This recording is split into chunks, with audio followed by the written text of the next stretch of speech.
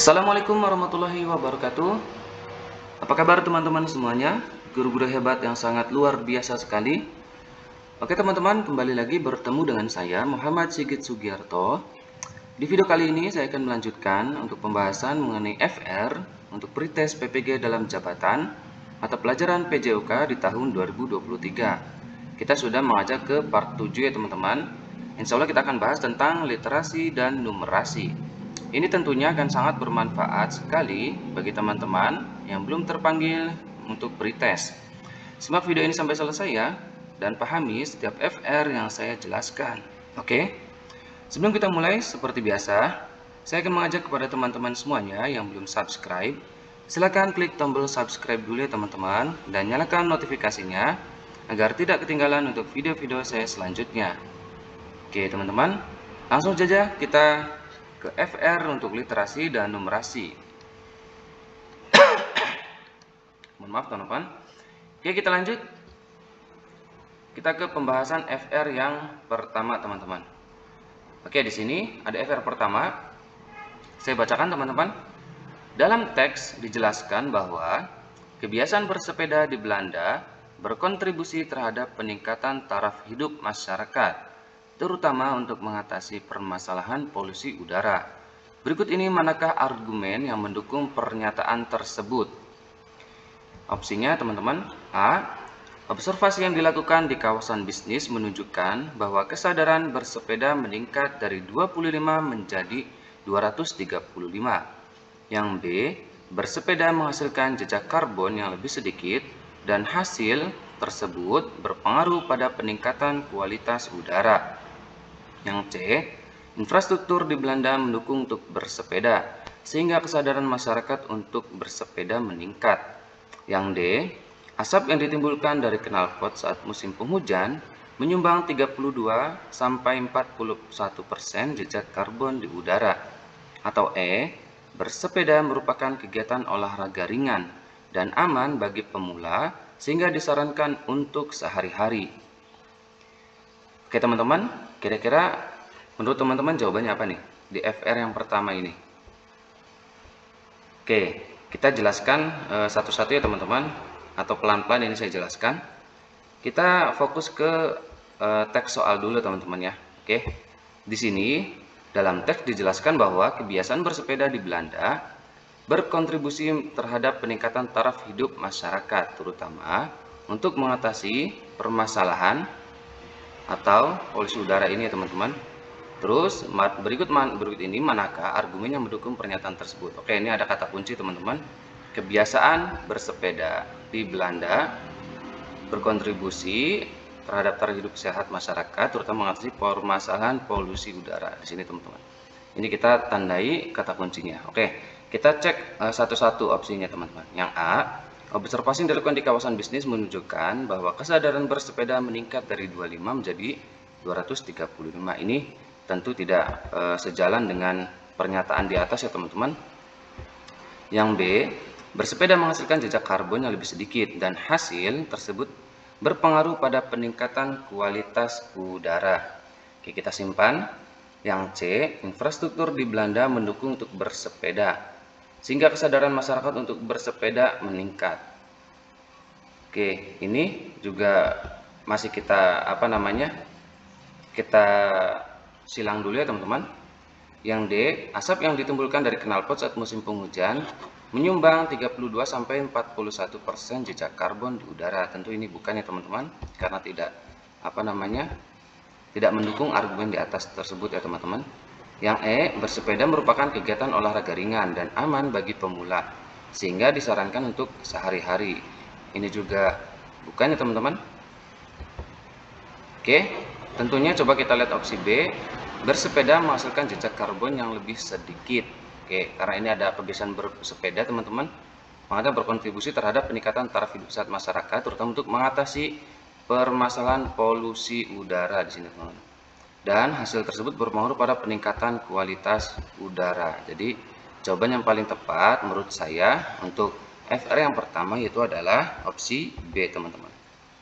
Oke, kita lanjut teman-teman di FR kedua. Nah di sini ini Soalnya panjang sekali teman-teman. Coba saya bacakan untuk teman-teman semuanya ya. Mang Udin, seorang penjual bubur ayam, dalam upaya mempermudah penjualan bubur ayam untuk tambahan penghasilan Mang Udin, Mang Udin mendaftarkan usaha bubur ayam miliknya pada aplikasi Antarfood. Oke. Untuk kontrak selama 6 bulan aplikasi. Antarfood merupakan sebuah aplikasi penyedia layanan pemesanan makanan secara online.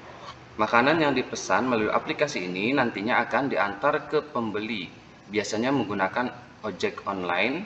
Ternyata semenjak Mang Udin mendaftarkan bubur ayamnya ke dalam aplikasi Antarfood, keuntungan yang diperoleh meningkat. Pada bulan pertama, Mang Udin mendapatkan untung sebesar 1.500.000. Kemudian pada bulan selanjutnya, Mang Udin mendapat keuntungan penjualan bubur ayam Mang Udin tersebut selalu bertambah 3/2 kali lipat dari keuntungan sebelumnya. Selama penggunaan aplikasi Antarfood, ternyata Mang Udin selalu mendapatkan rating bintang 5. Sebagai penghargaan kepada usaha bubur ayam Mang Udin, pihak Antarfood pada bulan keempat memberikan bonus pada Mang Udin sebesar 40% dari pendapatan yang ia peroleh di bulan tersebut. Pada bulan keempat tersebut ya teman-teman maksudnya. Oke, ini pertanyaannya. Berapakah total pendapatan beserta bonus yang diperoleh Mang Udin dari hasil usaha bubur ayam miliknya?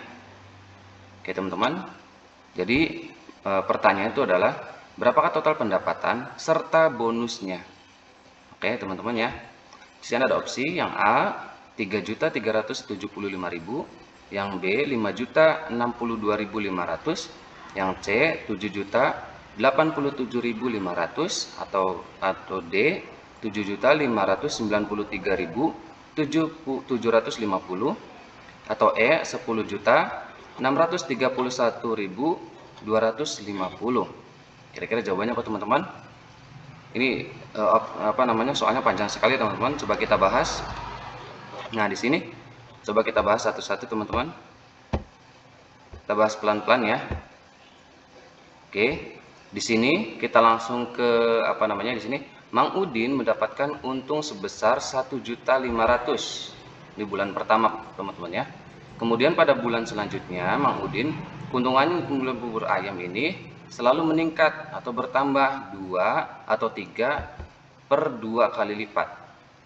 Artinya 3/2 ini berarti 1,5 ya teman-teman yang di sini. Oke ya teman-teman ya. Paham ya? 3/2 berarti kan 1,5 atau 1,5. Paham ya? Kita lanjut.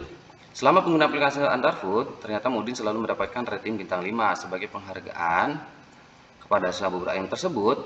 Maka pihak Antarfood pada bulan keempat memberikan bonus pada Mang Udin sebesar 40%. Bonusnya 40% di bulan keempat teman-teman. Nah, dari pendapatan yang ia peroleh di bulan tersebut. Oke. Terus pertanyaannya, berapakah total pendapatan serta bonusnya teman-teman? Nah ini pertanyaannya. Oke, coba kita bahas satu-satu. Di sini ada di sebelah kanan layar teman-teman. Keuntungan tadi 3/2 berarti kan 1,5 ya teman-teman, 1,5 kali lipat. Berarti di keuntungan bulan pertama Mang Udin kan 1,5 juta ya teman-teman. Jika dikali 1,5 maka di keuntungan bulan kedua Mang Udin mendapatkan 2.250.000. Nah, jika di keuntungan bulan ketiga berarti dikali 1,5 aja teman-teman ya. Berarti di bulan ketiga untungnya 3.375.000. Untuk di bulan keempat keuntungannya tinggal dikali 1,5 tadi ya teman-teman. Berarti keuntungan di bulan keempat 5.062.500. Oke ya teman-teman. Nah ini kita tandai di keuntungan bulan keempat teman-teman. Nah di sini. Ini sudah kita ketemu keuntungannya, maka kita hitung bonusnya teman-teman. Menghitung bonus di bulan keempat caranya tadi total pendapatan di bulan keempat 5.062.500 itu dikali 40%. Oke, maka bonusnya itu adalah 2.025.000. Nanti tinggal tambahkan aja teman-teman ini yang sudah saya tandai. Ini kita tinggal tambahkan saja. Jawabannya, keuntungan bulan keempat ditambah bonus di bulan keempat. Maka 5.062.500 ditambah 2.025.000 yaitu totalnya 7.087.000. Maka opsi yang paling tepat yaitu adalah C ya teman-teman jawabannya. Oke teman-teman, paham ya cara menjawabnya? Nanti jika ada soal yang mirip-mirip seperti ini teman-teman harus bisa jawab ya. Tinggal teman-teman menganalisis aja soalnya maunya seperti apa, nanti teman-teman tinggal diuraikan ya. Oke, jangan lupa ini tetap harus menganalisis teman-teman dan juga harus tetap pintar menghitung teman-teman ya. Lanjut, FR ketiga teman-teman. Jika mengetikkan kata kunci air kelapa muda di dalam mesin pencarian atau Google teman-teman, manakah judul artikel yang akan muncul sesuai dengan isi dalam teks? Oke teman-teman, jika kita mengetikkan air kelapa muda di Google, maka apa yang muncul nih, artikel apa yang muncul pertama kali? Opsi A, inilah manfaat air kelapa muda untuk kesehatan tubuh.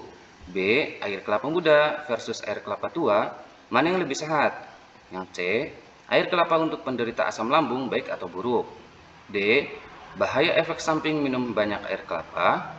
Atau E, mitos atau fakta air kelapa dapat menetralkan obat. Oke teman-teman, jika ada soal seperti ini, teman-teman tinggal yang tidak bertentangan dengan soalnya saja teman-teman dicari ya. Oke, kan ini kata kuncinya air kelapa muda. Berarti yang tidak bertentangan dengan kata kunci ini teman-teman. Oke, coba kita uraikan di kunci jawabannya teman-teman.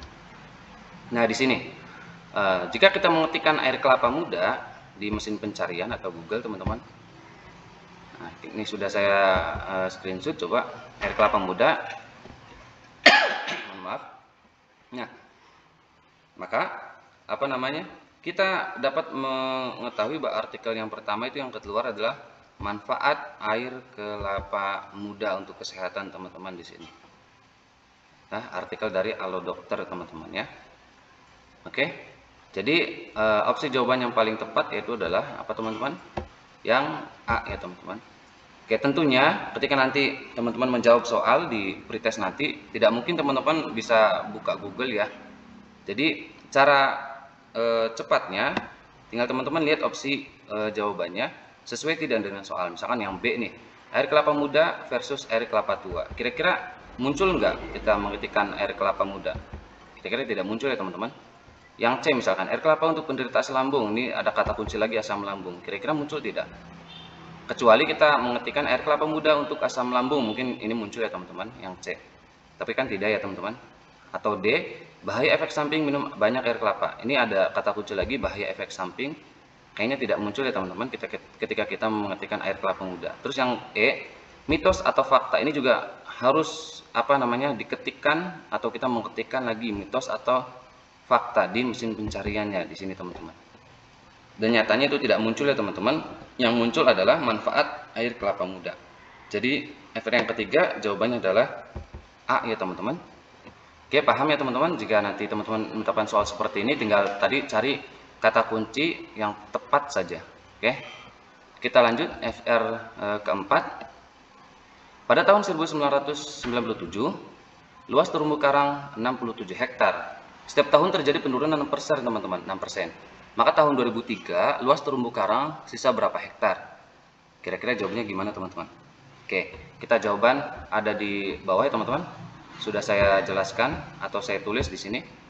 Misalkan di opsi soal itu setiap tahun terjadi penurunan 6%. Oke. Setiap tahun terjadi penurunan 6% teman-teman. Kita lingkari atau kita tandai.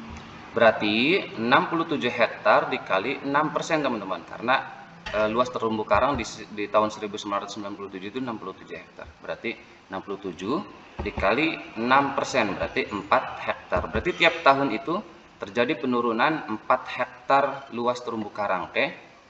Maka dari tahun 1997 sampai dengan 2003 itu artinya 6 tahun ya teman-teman. Berarti tinggal 6 atau 4 hektar dikali 6 tahun berapa teman-teman? 24 hektar ya teman-teman.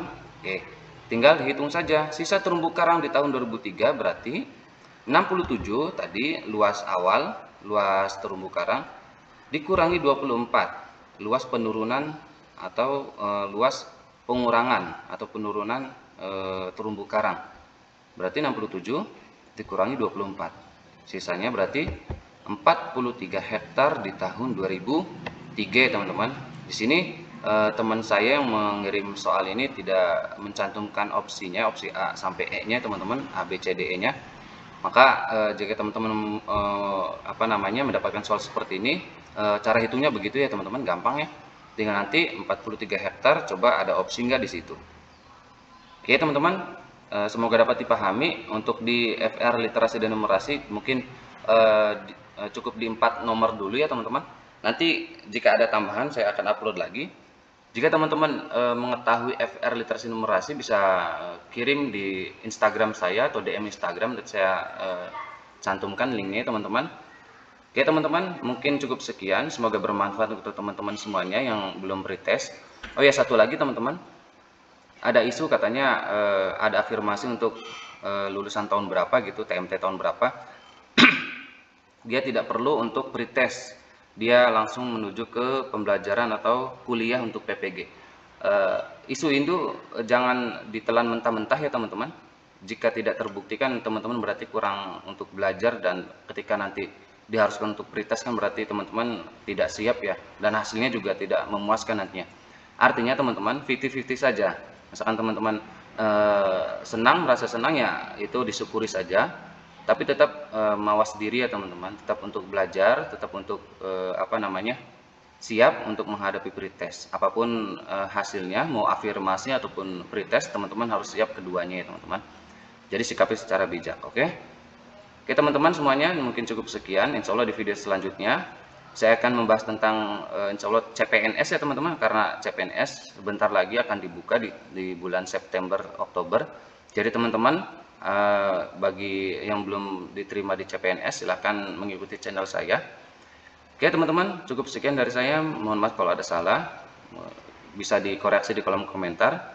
Silahkan di subscribe, like, share, dan juga komen ya teman-teman. Terima kasih semuanya. Cukup dari saya. Assalamualaikum warahmatullahi wabarakatuh. Semoga lulus teman-teman semuanya ya.